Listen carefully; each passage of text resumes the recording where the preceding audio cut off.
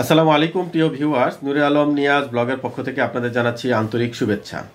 আজকে যে বিষয়টি নিয়ে আলোচনা করব সেটি হচ্ছে বিএল এর শিফট অন বোর্ড ডেট কতটা গুরুত্বপূর্ণ এবং এয়ারওয়ে বিল বা এডব্লিউবির ইস্যুইং ডেটটি কত গুরুত্বপূর্ণ।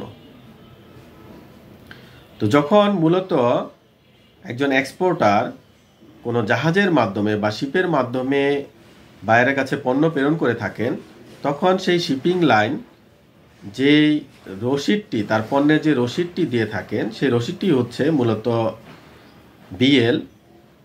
এবং যদি পণ্য বাইরের কাছে এয়ারের মাধ্যমে প্রেরণ করা হয়, তাহলে সেই এয়ারলাইন্স কর্তৃপক্ষ যেই রসিদ প্রদান করে থাকেন সেটি মূলত এয়ারওয়ে বিল বা এডব্লিউবি।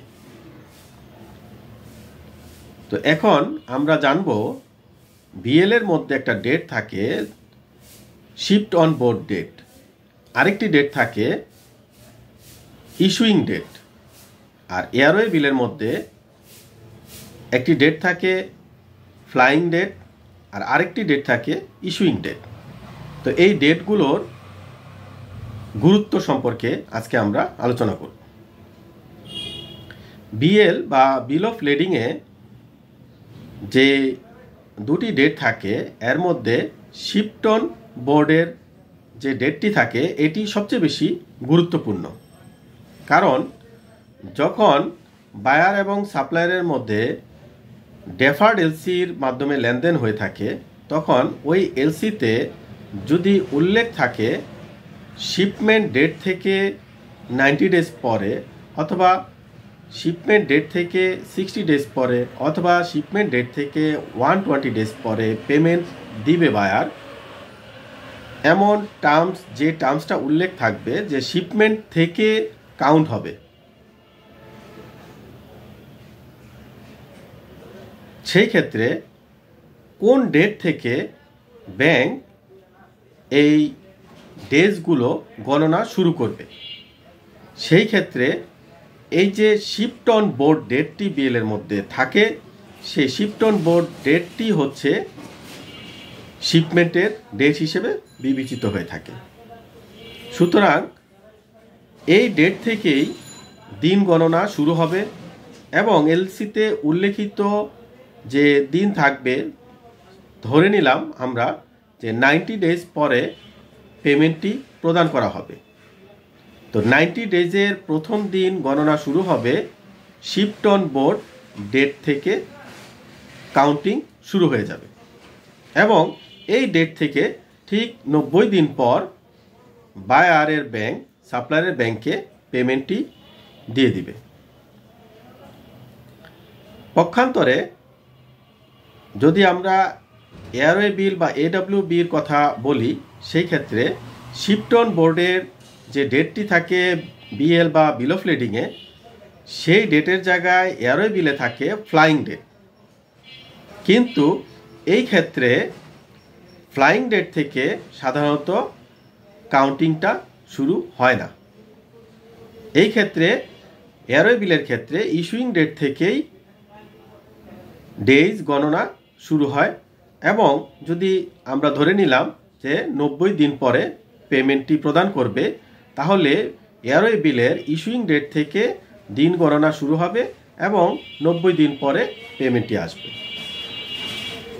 এর কারণ হচ্ছে জাহাজের বা বিল অফ লেডিংয়ের শিফট অন বোর্ড ডেটটি হচ্ছে অ্যাকচুয়াল জাহাজীকরণের ডেট,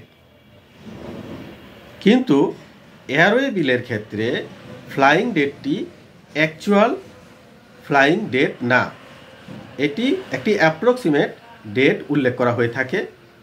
কিন্তু ইস্যুইং ডেটটা, ওই এয়ারওয়ে বিলের মধ্যে যে ইস্যুইং ডেটটা থাকে, সেটি অ্যাকচুয়াল এয়ারওয়ে বিলের ইস্যুইং ডেট। যেই কারণে এয়ারওয়ে বিলের ক্ষেত্রে ফ্লাইং ডেট থেকে ইস্যুইং ডেটের গুরুত্বটি বেশি।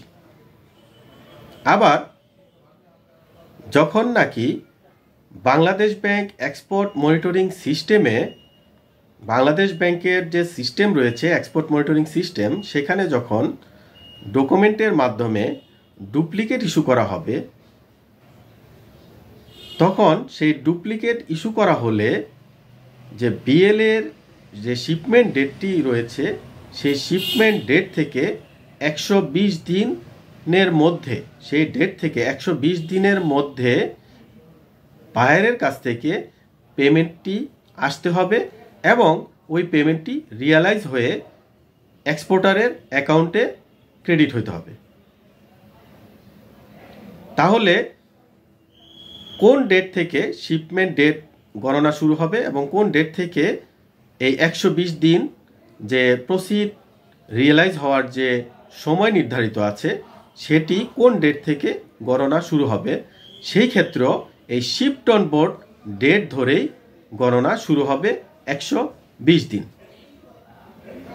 সুতরাং ডুপ্লিকেট ইস্যু করার সময় যে বিএলের শিপমেন্টের যে ডেটটি থাকে সেই ডেটটি শিপড অন বোর্ড ডেটটি উল্লেখ করা হয়ে থাকে এবং ওই ডেট থেকে 120 দিন গণনা শুরু হয়ে যায় এবং এই 120 দিনের ভিতরে বায়ারের কাছ থেকে পেমেন্টটি নিয়ে আসতে হয় এবং এই পেমেন্টটি এক্সপোর্টারের অ্যাকাউন্টে ক্রেডিট করতে হয়। নয়তো এক্সপোর্ট মনিটরিং সিস্টেমে ওই ইএক্সপিটি, যেই ইএক্সপির এগেনস্টে এন্ট্রি দেওয়া হচ্ছে, ওই ইএক্সপিটি ওভারডিউ শো করবে যে পেমেন্ট আসেনি, ওভারডিউ হয়ে গেছে। এই পোর্টালের মধ্যে ওই ইএক্সপিটি ওভারডিউ হয়ে যাবে এবং ওভারডিউ কি এবং ওভারডিউ হলে কি কি প্রবলেম সেটা নিয়ে আমরা পরবর্তী ভিডিওতে আলোচনা করব। এখন যদি এয়ারের মাধ্যমে শিপমেন্টটি হয়ে থাকে সেই ক্ষেত্রে আমরা কোন ডেটটি এখানে শিপমেন্ট ডেট হিসেবে উল্লেখ করব। এয়ারওয়ে বিলের ক্ষেত্রে এইখানেও এয়ারওয়ে বিলের ইস্যুইং ডেটটি বিবেচিত হবে এবং ইস্যুইং ডেট থেকেই 120 দিনের গণনা শুরু হয়ে যাবে এবং এই ইস্যুইং ডেট থেকে ডুপ্লিকেট করার পরে ইস্যুইং ডেট থেকে 120 দিনের ভিতরেই বায়ারের কাছ থেকে পেমেন্ট নিয়ে আসতে হবে এবং রিয়েলাইজ কমপ্লিট করতে হবে। যদি না করা হয় সেই ক্ষেত্রে যেটা আগে আলোচনা করলাম যে বাংলাদেশ ব্যাংকের এক্সপোর্ট মনিটরিং সিস্টেমে ওই যেই ইএক্সপির মাধ্যমে এক্সপোর্ট করা হয়েছে ওই ইএক্সপিটি ওভারডিউ শো করবে। তো আমরা পরবর্তী ভিডিওতে ওভারডিউ সম্পর্কেও জানব। আজ এই পর্যন্তই। আসসালামু আলাইকুম ওয়া রাহমাতুল্লাহি ওয়া বারাকাতুহু।